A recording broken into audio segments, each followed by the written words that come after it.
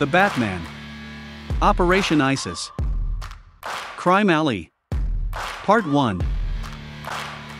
Disclaimer. This is only a comic book, fanfiction, crossover story. The fictional characters in this story are within the DC comic universe and Marvel comic universe. The Batman, Operation Isis is only a fanfiction comic book story, and the Batman story is not canon to any of the Batman fiction or lore. Vandale. Wayne Manor. They were all dressed to go to the movies, i.e. Zorro, the masked vigilante. Bruce sat at his drawing desk in his bedroom. Bruce glanced up at his Zorro poster on his wall as he journaled about how he thinks his parents were a part of Gotham's scum lords. As Martha put on her signature cherry blossom perfume, she talked to someone on the phone. Bruce overheard Martha on the phone. Martha said that it was Jeremiah Arkham. "You called him Jeremy," said Bruce. "It's his nickname," said Martha. "I see," said Bruce. Bruce saw his father Thomas Wayne outside on the bedroom's balcony. Thomas smoked his favorite vanilla rum cigar. Thomas smiled as he looked all around the property as if it was his last time seeing it. Thomas finally noticed Bruce as he stood beside him. "Someday this will all be yours," said Thomas. "Cool," said Bruce. Streets of Gotham. They walked to the movies, which was something they never did.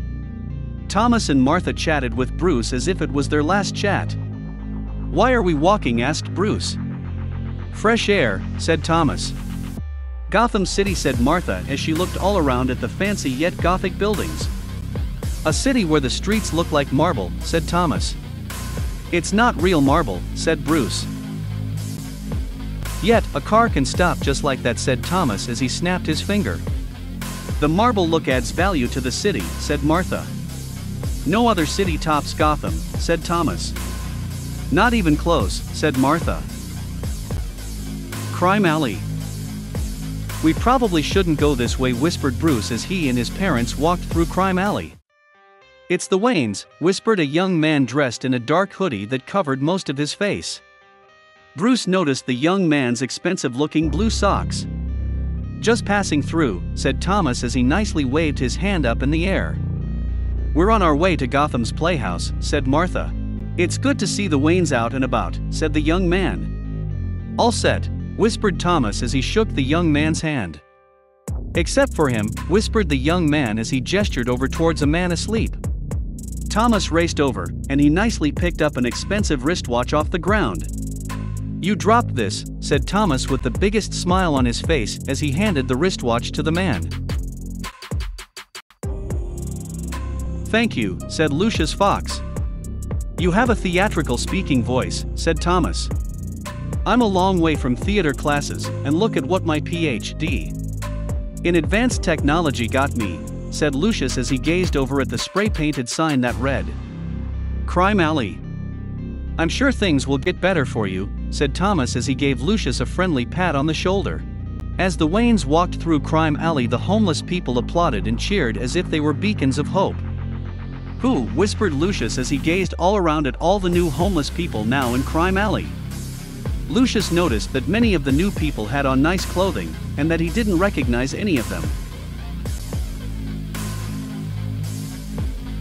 Gotham's Playhouse. Bruce stood in front of a large crowd with the biggest smile on his face. "I was totally shocked when the end credits read, written and produced by Thomas and Martha Wayne," said Bruce. Thomas and Martha, along with the large crowd, chuckled with laughter. "My mouth went like this," said Bruce as he made a funny face with his mouth wide open.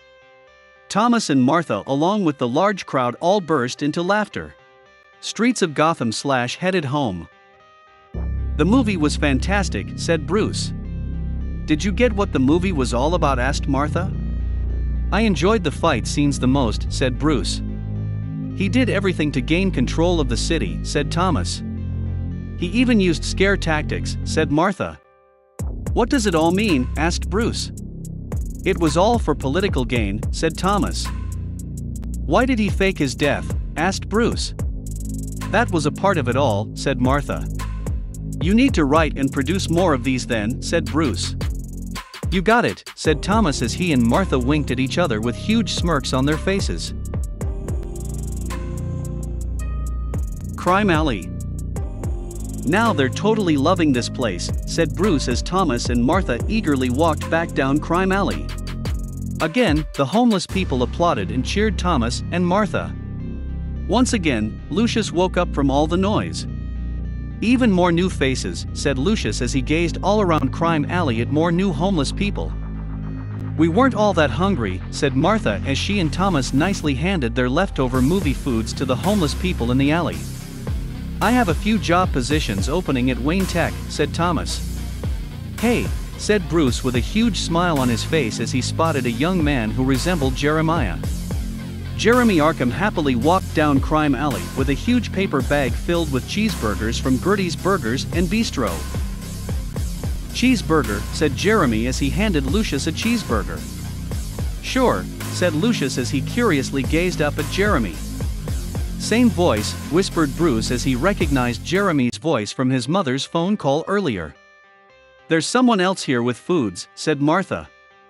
"Same socks," whispered Bruce as he noticed the young man's expensive-looking blue socks. "Strolling down Crime Alley, handing out leftovers, while behaving like your Gotham saviors," said Jeremy.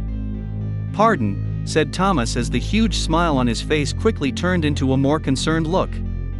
A small crowd quickly surrounded Jeremy. Suddenly, loud gunshots go off. "What the heck is going on?" shouted Jeremy as the crowd of people grabbed him.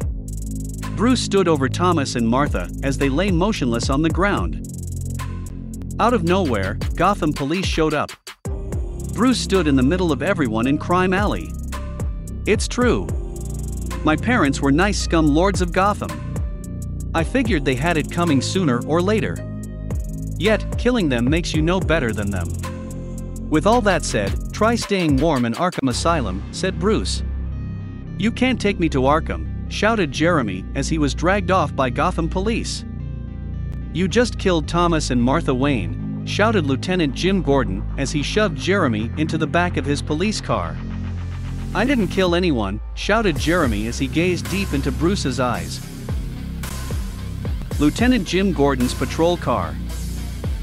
"After tonight, there won't be a crime alley. I'll do whatever it takes to clean up the city of Gotham," said Lieutenant Jim Gordon. "The only way you're going to make changes in this city is to rank up to commissioner," said Bruce. "Working on that," said Lieutenant Jim Gordon. "Good," said Bruce as he made eye contact through the car window at all the teary-eyed people as they drove through Gotham City. "After tonight. How will Bruce Wayne make changes to the city of Gotham?" asked Lieutenant Jim Gordon. "I'll cross that bridge when I get to it," said Bruce. "Wow," said Lieutenant Jim Gordon as he was totally shocked by Bruce's fearless toned voice. Part 2. Coming soon.